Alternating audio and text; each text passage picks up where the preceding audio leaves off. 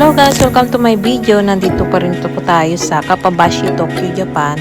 At pumasok po kami dito sa may food sample, yung mga gawa na ginagamit pang display sa labas ng mga shop dito na kanyari ramen house, tapos sushi house, steak house. Dito binibili. May mga crab, karne ng baka, crab, may mga fruits and vegetable, iba-iba mga pagkain. So nakikita mo rin sila sa mga display sa labas ng shop na gusto mong kainan.